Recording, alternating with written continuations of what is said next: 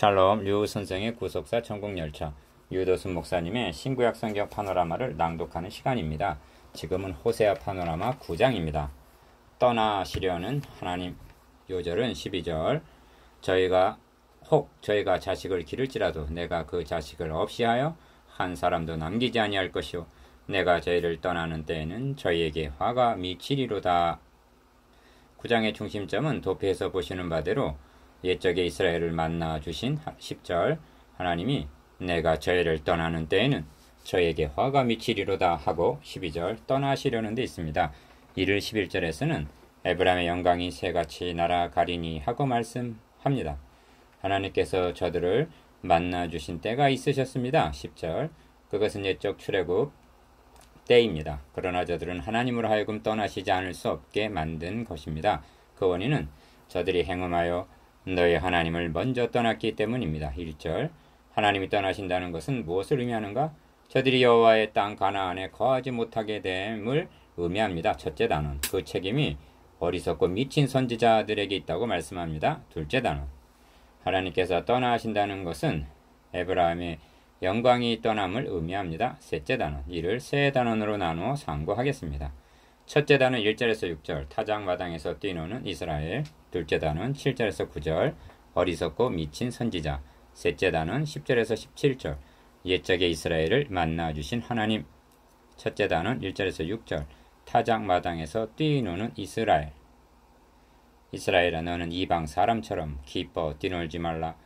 너가 행음하여 너의 하나님을 떠나고 각 타작마당에서 음행의 값을 좋아하였느니라. 1절 본단원의 중심점은 타작마당에서 기뻐 뛰놀고 있는 이스라엘을 책망하시는 데 있습니다.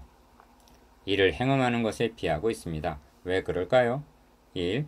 이스라엘아 너는 이방 사람처럼 기뻐 뛰놀지 말라 하십니다. 1절 상반절 하나님의 백성들이란 항상 기뻐하는 사람들이 아닌가? 그러나 그 기쁨은 주 안에서의 기쁨인 것입니다. 결코 이방 사람처럼 기뻐 뛰노는 그런 기쁨이 아닌 것입니다. 그렇다면 너는 이방 사람처럼 기뻐 뛰놀지 말라 하심은 무엇을 뜻하는가?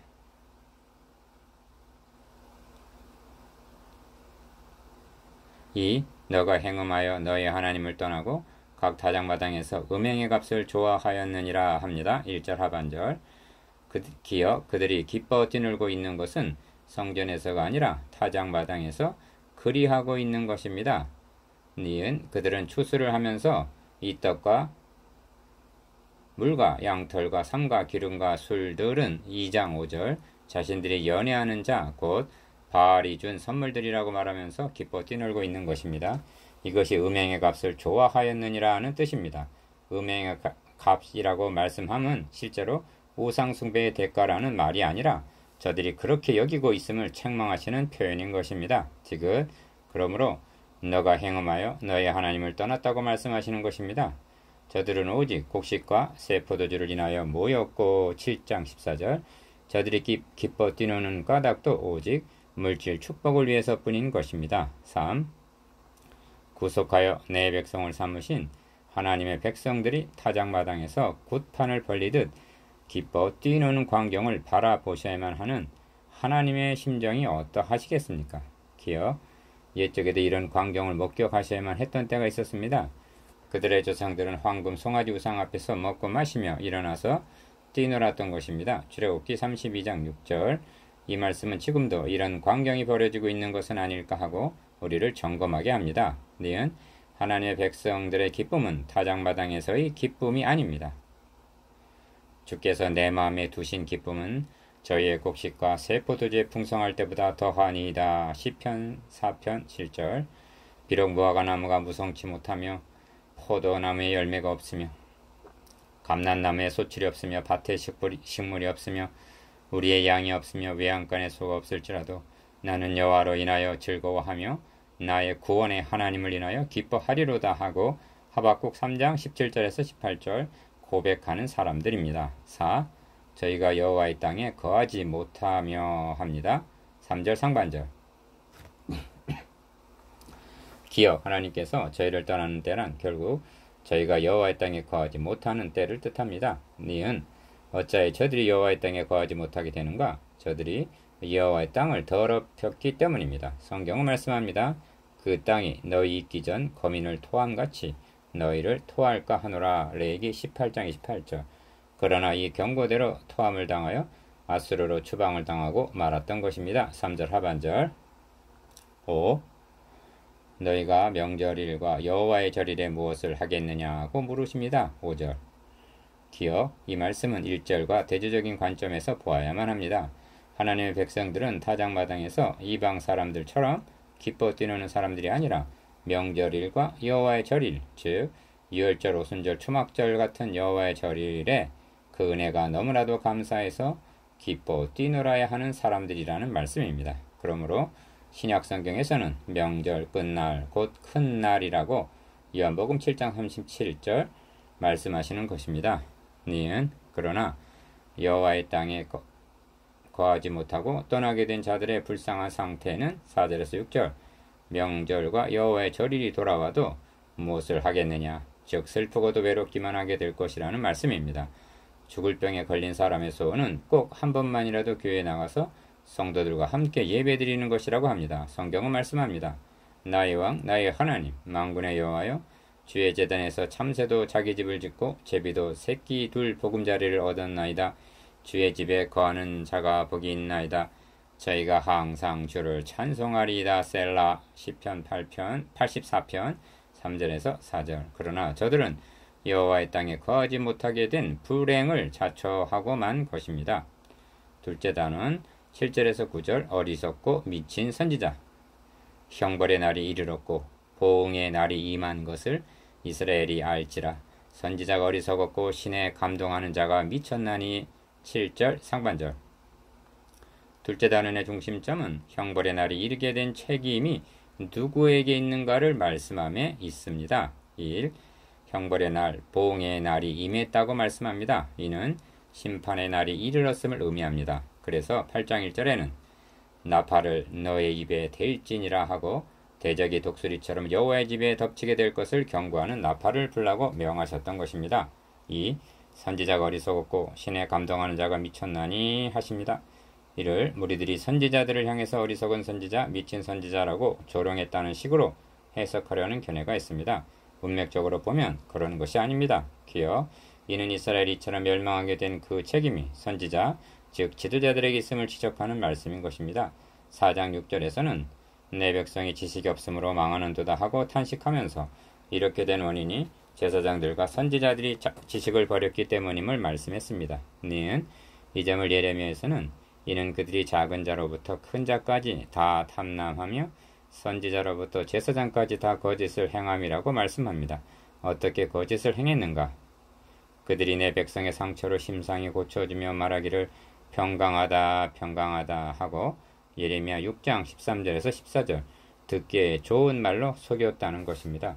3. 에브라임은 내 하나님의 파수꾼이언을 하십니다. 8절 상반절. 파수꾼이란 위험을 경고하기 위해서 세움받은 자입니다. 기억, 그런 임무를 맡은 에브라임의 선지자들이 도리어 새 잡는 자의 그물 같다고 말씀합니다. 8절 중반절. 그물이란 새를 사냥하는 도구인데 에스겔서에서는 너희가 새를 사냥하듯 내 백성의 영혼을 사냥한다고 말씀하고 있습니다. 에스겔 13장 20절 18절. 종교 지도자들이 영혼을 사냥하는 자들로 전략했다니 참으로 비극적이고도 두려운 말씀입니다. 니은 그런데 이 가공할 만한 일이 구약시대 내내 있어 왔으며 주님 당시에도 배나 지옥 자식을 만드는 끔찍한 일이 재현되었고 교회 시대에도 누가 너희를 종을 삼거나 잡아먹거나 사로잡거나 자고하다 하거나 뺨을 칠지라도 너희가 용납하는구나 라는 고린도후서 11장 20절 묘사에서 보는 바대로 반복되고 있다는 데 경각심을 갖게 합니다. 4. 이는 너의 죄악이 많고 너의 원한이 큼이라 하십니다. 8절에서도 하나님의 전에서 원한을 품었도다 하십니다. 기억, 누구들이 그토록 원한을 품었다는 말씀인가? 선지자들입니다. 이는 하나님을 사모하는 마음의 정반대 상태를 나타내는 말씀입니다. 선지자들이 하나님께 큰 원한이 있는 자같이 행동했다는 것입니다. 니은 이 점을 예레미야에서는 내 산업 하나님의 백성이 삼림 중에 사자같이 되어서 나를 향하여 그 소리를 바라는 고로 내가 내 집을 버리며 내 산업을 내어 던져 내 마음에 사랑하는 것을 그 대적의 손에 붙였다고 말씀합니다.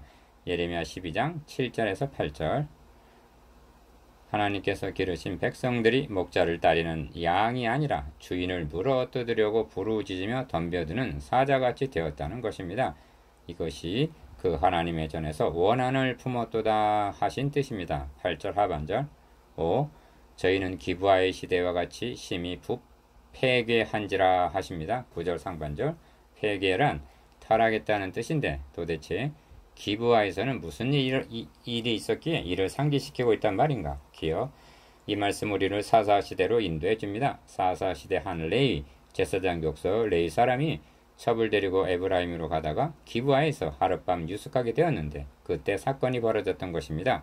기브아 사람들이 레위인의 첩을 얼마나 성폭행을 했으면 그만 죽고 만 것입니다. 이 사건으로 인하여 동족 상잔이 벌어져 베냐민 지파가 멸절당할 지경에 이르게 된 진원지가 기브아였던 것입니다. 니은 여기서 짚고 넘어갈 것은 사사시대는 악순환의 시대였는데 그렇게 된 원인이 어디에 있는가? 사사기를 보십시오. 저들을 지도해야 할 제사장들과 레위인들의 역할이 전무함을 발견하게 될 것입니다. 그들은 한 곳에 모여 사는 것이 아니라 각 지파에서 나누어준 48 성읍에 살고 있었습니다. 말하자면 전국 방방곡곡에 분포되어 있었던 것입니다. 하나님께서 이렇게 명하셨기 때문입니다. 왜 그렇게 하셨는가? 각 지파 가까이에서 지도하는 역할을 감당하게 하기 위해서였습니다. 그러나 사사기에 등장하는 제사장 레위는 역기능을 행사하는 자로 나타나고 있을 뿐입니다. 하나님께서 저희는 기브아의 시대와 같이 심히 폐괴한지라고 말씀하심은 지도자들이 기브아 시대같이 타락했음을 상기시키기 위해서인 것입니다. 어느 시대나 하나님을 하여금 저희를 떠나시게 하는 책임은 지도자들에게 있었음을 명심하십시다. 이 말씀은 지도자들로 하여금 이 시대가 기브아의 시대 같지는 아니한가? 이 시대의 선지자, 신에 감동된 자, 말씀을 맡은 자는 어리석고 미친 것은 아닌가 점검하게 합니다. 셋째 단원 10절에서 17절. 옛적에 이스라엘을 만나주신 하나님. 옛적에 내가 이스라엘 만나기를 광야에서 포도를 만남같이 하였으며 너희 열조부기를 무화과의 나무에서 처음 맺힌 첫 열매를 봄같이 하였거늘 저희가 바알볼에 가서 부끄러운 우상에게 몸을 들이므로 저희의 사랑하는 우상같이 가증하여 졌도다. 10절. 본단원의 중심점은 옛적에 이스라엘을 만나주신 하나님이 떠나실 수밖에 없게 된 비극적인 사실을 말씀함이 있습니다. 1. 옛적에 내가 이스라엘을 만나기를 라고 하십니다. 10절 상반절. 이는 옛적 즉 저들을 애굽에서 인도하여 내시던 출애굽 당시를 회상하는 말씀입니다. 기억 9절에서 저희는 기브아의 시대와 같이 심히 폐괴한지라 하고 타락했던 기브아 시대를 상기시킨 하나님은 옛적에 내가 이스라엘 만나기를 하고 첫사랑의 시절을 회상케 하시는 것입니다. 니은 광야에서 포도를 만남같이 하였으며 너희 열조 보기를 무화과 나무에서 처음 맺힌 첫 열매를 본같이 하였거늘 하십니다. 골모진 광야에서 포도를 만나다니 이것은 얼마나 반가운 만남이고 환성을 지를 만한 기쁨이란 말인가. 니은 이 점을 예레미야에서는 너의 소년 때의 우의와 너의 결혼 때의 사랑 곧 씨 뿌리지 못하는 땅 광야에서 어떻게 나를 쫓았음을 내가 너를 위하여 기억하노라 하고 예레미야 2장 2절 신혼 시절로 비유해서 말씀하십니다. 그러했던 저희가 바알볼에 가서 부끄러운 우상에게 몸을 들이므로 저희의 사랑하는 우상같이 가증하여졌도다 하십니다. 10절 하반절 기억 바알볼은 출애굽 당시 이스라엘 백성들이 모압 여자들과 행음을 하고 음행을 하고 그들의 신에게 절하다가 2만 3천 명이나 죽임을 당한 곳입니다. 민수기 25장 9절 이를 가리켜 바알볼에게 부속되었다고 민수기 25장 3절 5절 말씀하고 있는데 어디에 부속되어 있느냐 하는 이 점이 중요합니다. 하나님께 부속되어 있어야 할 자들이 모압 여자들과 음행함으로 그들과 한 몸이 되었고 우상에게 절함으로 바알볼에게 부속되게 된 것입니다. 니은 호세아 당시도 그러했던 것입니다. 이것이 저희의 사랑하는 우상같이 가증하여졌도다 하는 말씀입니다. 10절 하반절 성경은 말씀합니다. 너희 몸이 그리스도의 지체 부속인 줄을 알지 못하느냐? 내가 그리스도의 지체를 가지고 창기의 지체를 만들겠느냐? 결코 그럴 수 없느니라. 창기와 합하는 자는 저와 한 몸인 줄을 알지 못하느냐? 일러스되 둘이 한 육체가 된다 하셨나니 주와 합하는 자는 한 영이니라. 고린도전서 6장 15절에서 17절 3. 그리하여 에브라임의 영광이 새같이 날아가리니 하십니다. 11절 상반절. 영광이 떠난다는 말씀보다 더 비극적인 말씀이란 없습니다. 이스라엘의 특권이 무엇입니까? 땅덩어리가 큰 것입니까? 큰 민족입니까? 부강한 나라입니까? 전부 아닙니다. 오직 성전에 충만한 하나님의 영광이 저들과 함께 계셨기 때문입니다. 기어 예레미야 선지자는 예루살렘이 멸망한 후에 지은 애가를 통해 처녀 시온의 모든 영광이 떠나가며 하고 애가 1장 6절 물리적인 멸망보다는 영광이 떠나게 됨을 슬퍼하고 있습니다. 니은 사사말기 타락과 부패가 절정에 달하여 하나님의 언약궤를 블레셋 군대에게 빼앗기게 되자 엘리 제사장의 자부는 죽어가면서 이가봇 곧 영광이 이스라엘에게서 떠났다고 말했던 것입니다. 어떠한 시련과 고난 중에서라도 하나님의 영광만 함께 하신다면 위로가 되고 능히 이길 수가 있습니다만 이가봇이라 이면 무엇으로 그 자리를 대신할 수가 있겠습니까? 4. 내가 저희를 떠나는 때에는 하십니다. 12절 하반절 에브라임의 영광이 새같이 날아간다는 것은 곧 하나님이 그들을 떠나심을 의미합니다. 5장 6절에서는 저희가 양떼와 소떼를 끌고 여호와를 찾으러 갈지라도 만나지 못할 것은 이미 저희를 떠나셨음이라고 말씀했습니다. 에스겔서에서 보면 성전이 불타기 전에 하나님의 영광이 떠나시는 장면이 감동적으로 묘사되어 있습니다. 기어 지성소 그룹 가운데 임하여 있던 하나님의 영광이 니은 그룹에서 올라 성전 문지방에 임하여 있다가 10장 4절 디귿 동문에 머물고 10장 19절 리을 여호와의 영광이 성읍 중에서부터 올라가서 성읍 동편산에 머물고 11장 23절 미음 아주 떠나 갈대아 바벨론에 있는 사로잡힌 자 중에 이르시니 합니다. 11장 24절 마치 떨어지지 않는 발걸음을 떼어 놓으시는 그런 모습으로 묘사되어 있습니다. 5. 내가 저희를 떠나는 때에는 어떤 결과를 가져오게 되는가? 한마디로 기어 저희에게 화가 미치리로다 하십니다. 12절 하반절 그들이 입양의 포로가 되어 끌려가게 된다는 것은 하나님이 그들을 떠나셨다는 증거인 것입니다. 결국 니은 저희가 듣지 아니하므로 내 하나님이 저희를 버리시리니 저희가 결국 가운데 유리하는 자가 되리라는 17절 결과를 가져오고야 만 것입니다. 이렇게 된 책임이 선지자가 어리석었고 신에 감당하는 자가 미쳤기 때문이라고 말씀하심을 명심해야만 합니다. 하나님 한 분을 잃게 된다는 것은 모든 것을 잃는 것을 의미합니다. 그때 너희는 그리스도 밖에 있었고 이스라엘 나라 밖의 사람이라 약속의 언약들에 대하여 왜이뇨 세상에서 소망이 없고 하나님도 없는 자이더니 에베소서 2장 12절 이것이 불신자들의 비참함입니다. 여러분 반대로 하나님 한 분을 소유했다는 것은 전부를 소유한 것임을 잊지 마십시다.